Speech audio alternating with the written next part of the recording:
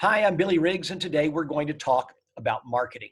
The key to successful marketing is this. You must enter the conversation that is taking place in your customer's head. You must find a way to answer the most important question in the customer's mind at the precise time that they are asking it. Now, that used to be almost impossible. The only thing you could do is spread 20,000 postcards to the wind, knowing that mathematically 10 or 20 or 30 would fall into the hands of a person who would think, what a coincidence. Just this morning, I was thinking that I need to find somebody to reevaluate my life insurance or paint my house or build me a new website.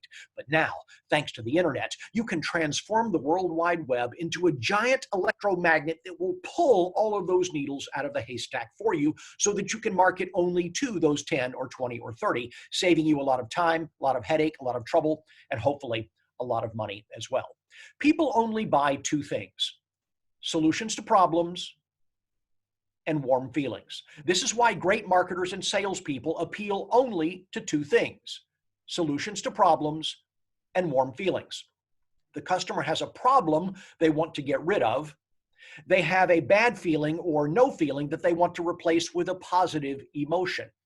And we're going to help them do that by applying to something called the conversion equation. Let me share my screen with you so that you'll have an idea of what I'm talking about.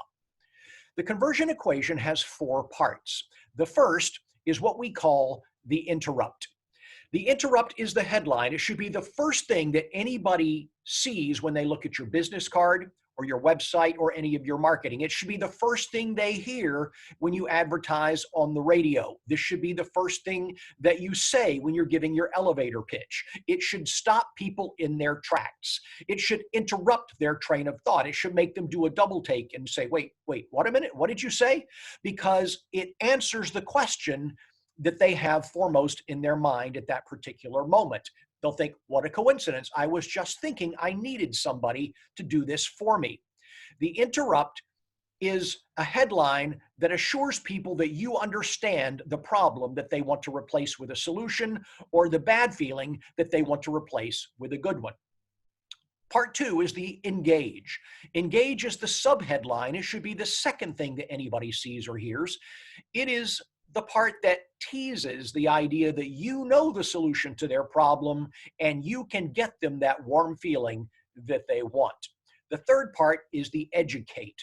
In whatever amount of time or space you have, which may be almost none or may be a lot if you're writing a long sales letter, you persuade them that you are the person or the vendor who can provide the solution that they're looking for or the warm feeling that they seek. And then finally, the all-important offer. You must offer them something that is almost irresistible. It is compelling, something that they absolutely want. Now, because of the saturation factor, most customers must be touched 20 to 100 times before they ever buy. If you use the conversion equation, we might be able to squeeze that down to 8, 10, or 12 times, but this still opens a wide window of opportunity for you because most of your competitors do absolutely nothing with prospects that say, no, thank you. Those leads simply fall through the cracks. Their business card is thrown in a box and never looked at again. Most of them are going to do nothing, but you're not going to do that because you are going to drip on these people. You are going to continue to touch them time after time after time. When I ask a small business owner, what is your marketing strategy? Usually they say something like, we send out postcards, or we use Valpak, or we advertise on the radio. That is the precise wrong answer. It gets the cart way before the horse. The first step in marketing is to identify your target market. Who are the people that are the most likely to buy your product? And is there a particular window of time, either in their life or in their month or their week or day, when they are the most likely to purchase what you sell? After we determine that, then we ask, what message should we deliver to this person? And it should include not only the conversion equation, but also your market dominating position. This is something that you offer that none of your competitors does or will or can. This sets you apart from all of your competition. And after we've determined your target market and the window of opportunity in which they are most likely to buy, and the particular message we want to deliver to them, that is when We then determine the medium, and it's too early to determine the medium beforehand. We have to analyze what medium will best deliver this message to my target audience at precisely the right time. Let me introduce you to something called the buyer's journey. Most marketing and most websites don't work because they focus only on this guy that we call the now buyer. The tiny percentage of people, we'll call them 1%ers, although your industry will determine whether it's much higher than 1% or even much lower. These are the people who are ready to buy right now. All they're looking for is somebody to hand the credit card to. Most marketing appeals only to that guy, and the problem is that all of your competition is fighting for that same man or woman.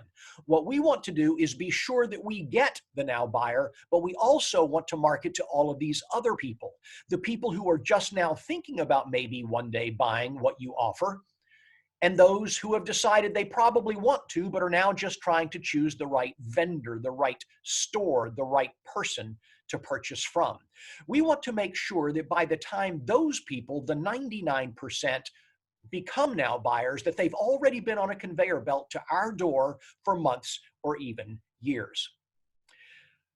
Let me ask you, what is wrong with this particular website? This is a child psychologist in Kansas City that we worked with years ago.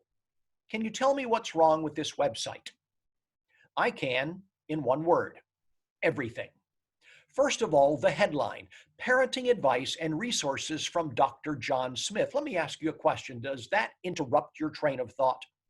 Does that grab your attention? Does that make you do a double take? Does that make you say, he understands my problem. He knows the feeling that I'm trying to achieve?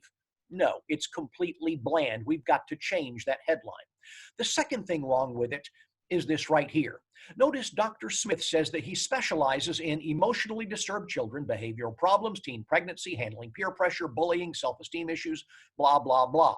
Does that sound like a specialist to you? No, that's not a specialist. That's a generalist. Now, in Dr. Smith's mind, he's the greatest child psychologist of all time because nobody else can do all of the things that he can do. But when in the customer's mind, this is actually a net negative most of the time because most people are looking for a specialist. Now, it's entirely possible that every now and then Dr. Smith will get lucky. Somebody will tune into his website here and go, what a coincidence. I was just looking for somebody who would help me handle my 12-year-old emotionally disturbed child, my 14-year-old pregnant daughter, my 17-year-old who has self-esteem issues, and my 19-year-old who's being bullied in college. But most people perceive this as a negative. If I have heart problems, I'm not looking for a generalist, am I? I'm looking for a specialist. And so I'm going to click away from this website and go on to someone who is a specialist. There's nothing wrong with being able to do lots of things really well, but just in marketing, that is perceived as a negative. What we need to do is create 9 different landing pages, one for each of these specialty areas, so that we can answer the exact question that the customer is asking the moment they type it into Google. If my child has substance abuse issues, I want to click onto a page that deals specifically with substance abuse. Now, what is the other problem with this site? It is this right here, the offer. The offer is free consultation. Call now to schedule a complimentary 30-minute session with Dr. Smith. The only people who are going to call that number are the folks who are now buyers, people who are desperate, who want help today. But we want to market to the 99%, not just to the 1%.